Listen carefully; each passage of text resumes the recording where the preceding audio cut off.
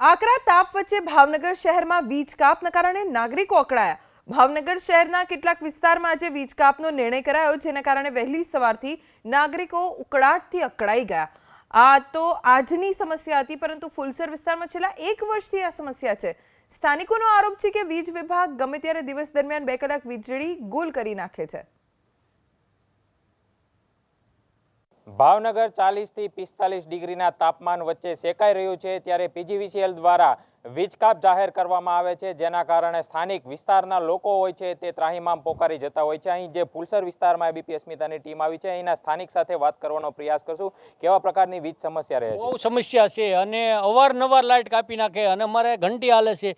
ત્રિફેજની light હોય તો શેડા હવળા આપી દે, તો આપણે અહીં શેડા ફેરવી હવળા કરવી તો અહીંયા ઉપરથી હવળા કરે તો આપણે અહીં પાછી મોટર ઊંધી ફરે। આ તકલીફ તો કેટલાય સમયથી છે। આ 1-2 દિવસનું નથી, રોજનું થયું છે ને રોજ એવું નહીં કે અડધી કલાક કે 1 કલાક, 2 થી 3 કલાક વહી જાય છે ને લાઇટ જાય એની ઉપરથી ઝટકા મારે છે। કેટલા પંખા એસી અમારું પર્સનલી બધાનું ઓલું થયું છે અને બધા અહીંયા ધંધા લઈને બેઠા છે, બધાને મશીન ચાલુ થઈ ગયા હોય તો અમે આ રોજનું થયું તો 1-2 દિવસ તો જાતું કરવી, રોજનું થયું તો અમે લાઇટ બિલ કઈ વસ્તુનું ભરવી છે, વેરો કઈ વસ્તુનું ભરવી છે, એનું સોલ્યુશન ક્યારે આપશે એ લોકો એ જાણ। આપને પૂછવા માંગીશ કયા ફીડર હેઠળ આ વિસ્તાર આવતો હોય છે અને જ્યારે આ વીજ સમસ્યા થતી હોય છે ત્યારે અધિકારીઓ ફોન ઉપાડે છે કે કેમ? ગુજરાતનું આ પશ્ચિમ બ્રાન્ચ આવી ભાવનગરનું ચિત્રા ફીડર નીચે આ વિસ્તાર આવે છે।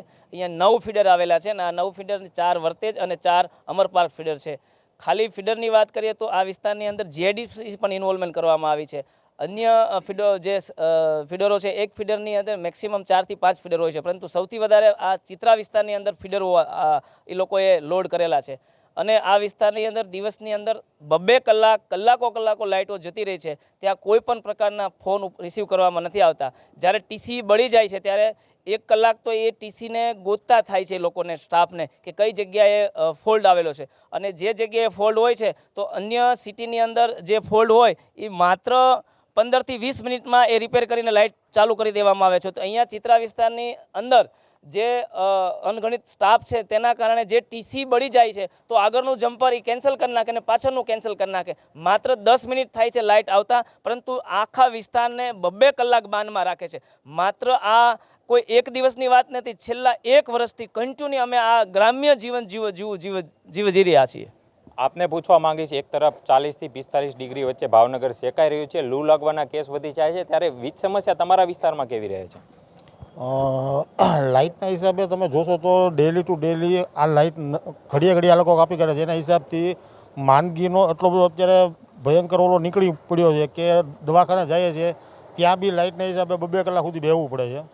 દાખલા તરીકે હું અત્યારે નોકરી કરું છું, ઘડીએ લાઇટ વહી જતી, આખો દિવસનો કામ કરીને થાક્યો હોય, હવે સાંજે ઘરે જાઉં ત્યારે બી લાઇટના કલાકે આવા પ્રોબ્લેમ થાય છે।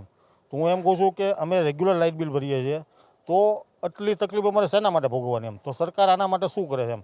એકચ્યુઅલી હોય પ્રોબ્લેમ હોય, નો હોય પ્રોબ્લેમ એવું અમે નથી કહેતા, પણ થોડી વાર પ્રોબ્લેમ હોય એમ, કલાકે પ્રોબ્લેમ થાય તો સરકાર આના માટે કંઈક 100% કરવું જોઈએ એમ।